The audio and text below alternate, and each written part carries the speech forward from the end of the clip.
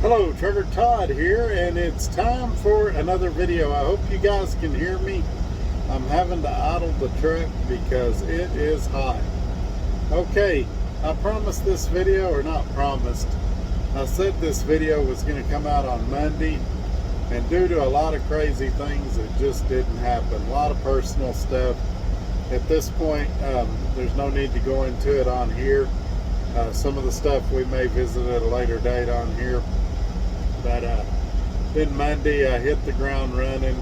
The place I got loaded made you wait in the driver's lounge, and they didn't want you on your phone, so there wasn't really a time to shoot this video.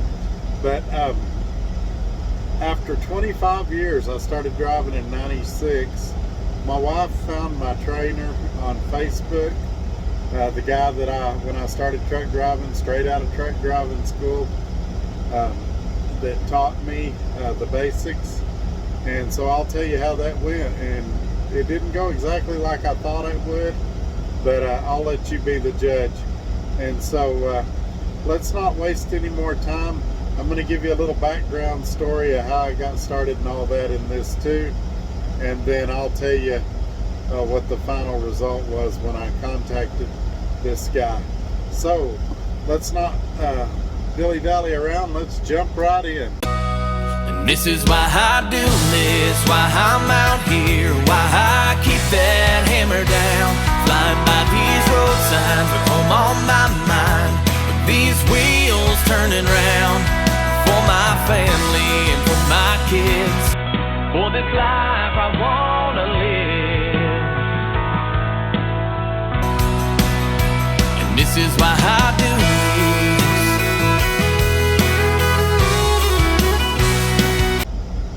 Alrighty, we're back. I want to remind everybody, give me a thumbs up, share this video on your social media platforms. If you'd like more information about going to work at Dark Transit, I've got the recruiting phone number down there. I've also got a link if you'd like to apply at Dark Transit that's in the description below. Make sure you give them my driver number, 58180. That really helps the channel out a lot, and that way it also gives me the ability to help you. I've had some examples where employment was having trouble getting verified, and I knew people at those companies. I was able to make some phone calls and kind of speed up the recruiting process. Also, just to be honest, I'm a curious guy. I like to know how it's going, what you think of orientation, things like that. So shoot me an email after you apply or call recruiting and let me know your thoughts. Also, I mentioned my email being there. You can leave a comment below, but if you're not comfortable doing that, feel free to email me. A lot of you guys do that, and I'll get back to you just as quick as I can. Alright, so let me set the scene for you. It's 1996. I've been selling cars. I stopped doing that, moved from Amarillo back to Lubbock, and I was doing like lawn care. I was mowing yards and things like that. I had a guy working for me, and he was one of these guys that he liked to fight all the time, and he thought it would be cool if he and I could get in a fight with a couple of guys. And I kept telling him, Robert, if you start a fight with anybody and you started it, I'm not getting in it, you're on your own. Well, we were crossing an intersection and he flipped off a car, and he said they're turning around, and I looked back to see what was coming after us, and I didn't know if it was a cop, or I didn't even realize he had flipped them off at the time. And I pulled out in front of a tanker that hit me broadside at 70 miles an hour. I was in an El Camino, messed up my shoulder, broke 4 ribs and 4 spinal processes on my back. Now, I'm not going to pretend I know what spinal processes are, but I'm told they're these little deals that stick out on the side of your spinal cord that your ribs connect to. I also punctured a lung and was pretty messed up for several weeks. Was pretty much bedridden. As a result of that, obviously finances got tight. It was my first marriage. We had 2 small kids at the time, and my marriage also began to suffer, and so Obviously, needless to say, there was a ton of debt when I got to where I could sort of kind of work. I was reading the paper one day, and it advertised you could make, now this is in 96, you could make up to 30 or 35,000, I don't remember a year. Now, I had just I'd finished working at a Burger King, and I had done television commercials for them, and I'd made 30 or 35,000 with them, and I thought, you know, I'm loaded. I thought, man, if I could make 30, 35,000 a year, my family would be better, we'd have benefits, everything would be better. So I enrolled in this truck driving school in Altus, Oklahoma. And it was another deal of convenience. No money down, 2-week course, 12 hours a day, 6 days a week for 2 weeks. And it was actually in Altus, Oklahoma. The school's no longer there, but they would drive you down to Vernon, Texas, if you had a Texas driver's license to get your CDL. Now, I'm still really banged up, shoulders messed up. I had my ribs in an ace bandage, and the truck driving school knew, and they kind of, you know, they didn't have me pull fifth wheels or nothing like that. They just let me concentrate on driving, shifting, things like that. Got through the truck driving school, and you know, when you're in truck driving school, all these companies come and talk to you, try to talk you into going to work for them. I remember the top contenders for me were a company, I don't even think they're around anymore. It was a flatbed company called Builders Supply. USA Truck was there, and Swift and Snyder were there, and maybe JB Hunt, I don't remember. I ended up deciding to go with Swift, and I wish I could tell you there was a scientific reason with a lot of research that went into why I picked Swift. This was before cell phones and everything had really taken off, and we didn't have all the resources to check things as we do now. My Uncle Bud called me, gave me some great advice before I went to truck driving school, and I relied some on that as well. I think I've mentioned him in some other videos. So I ended up going to Swift Transportation, ended up working for them for 4.5 years and getting a dedicated run. That's a story for another video. I want to keep this kind of brief, but I want to talk about this trainer. I'm trying to remember what his level of experience at the time was. Seemed like he had been driving 2 or 3 years. I think he had trained a few guys. And the thing that was funny about him was a lot of people said he looked like an older version of me. So we would show up at truck stops and people would say, "Hey, is that your dad?" And no, he wasn't my dad. We had a pretty decent working relationship. As good as you can have. It's a stressful time when you're going through training. There's a lot to learn.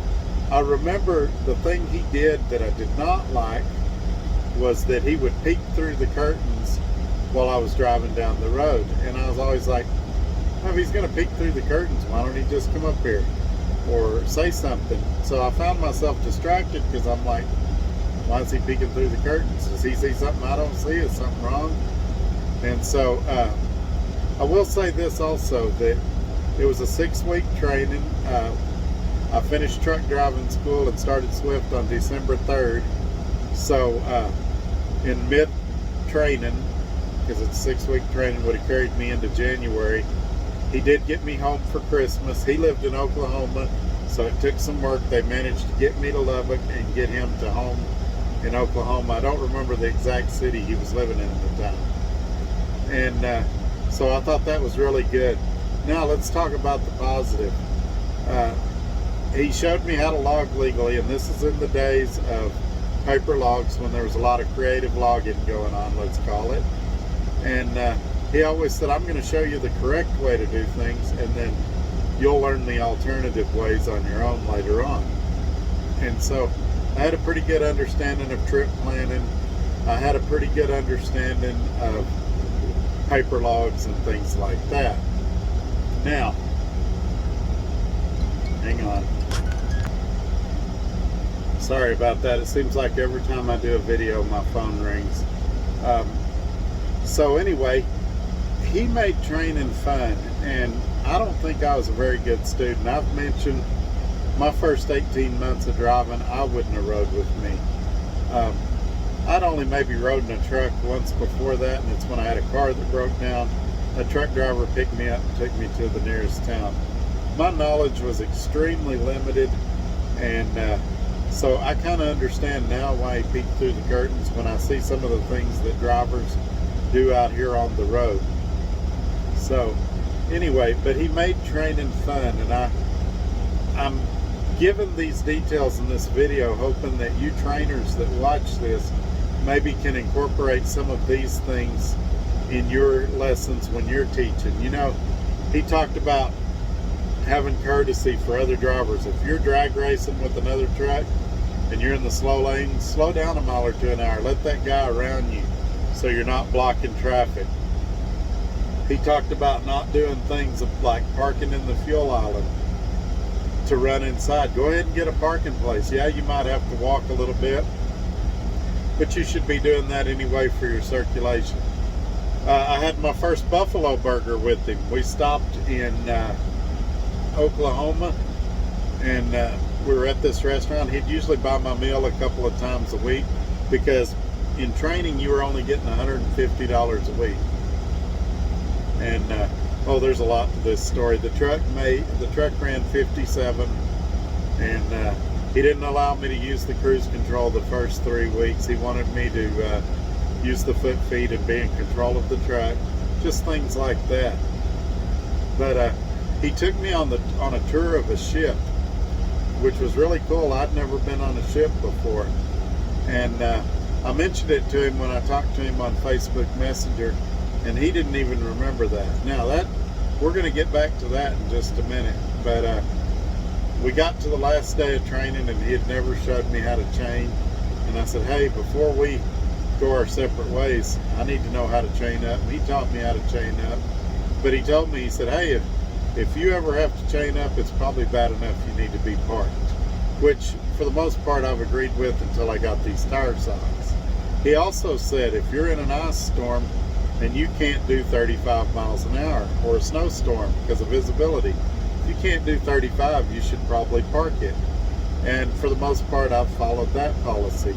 So anyway, I got a hold of him on Facebook Messenger, and he didn't remember me. At first I thought, man, that's crazy. I was an awful driver.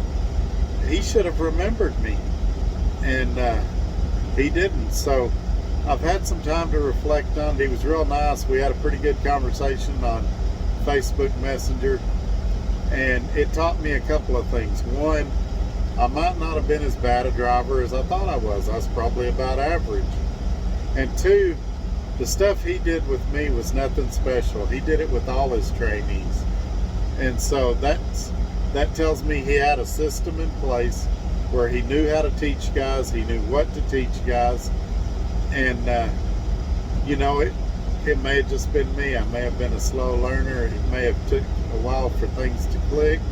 I've mentioned in other videos that when I start a new company, it takes me 30 or 60 days to get in the groove, learn their system, learn how to make a lot of money. Of course, it was a little quicker at Dart because I'd worked for them for 4.5 years before. And so that's that. So, you know, you think people that, when you look back on your life, you think, well, this guy had a lot of influence on my life. I'm sure they remember me. But after 25 years, he didn't, and that's okay. There's no hard feelings. I'm going to send him a copy of this video. As you can imagine, these trucks are small. When you put two strangers on it for 6 weeks, you're glad to be away from each other at the end of the 6 weeks, no matter how well you get along. And so I was glad to part ways. He was glad to part ways. But I always kind of hoped that I could run into him again and thank him.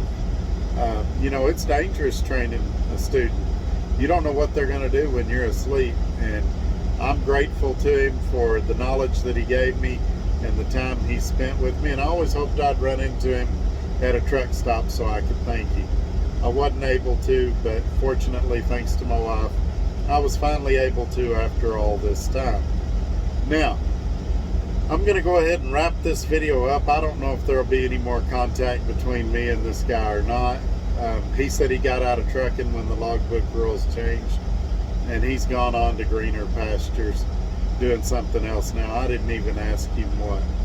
You're going to want to stay with me. Make sure you're subscribed. On Monday, we've had a lot of questions about this Rand McNally GPS that I did the review on. I've got a guy with a couple of questions, and I'm going to try to answer those questions. And then I've got a question about it that I haven't been able to figure out yet. So you guys join me on Monday, and we'll tackle those issues. Y'all have a great weekend. I got to get to work. We'll see you later. Bye-bye.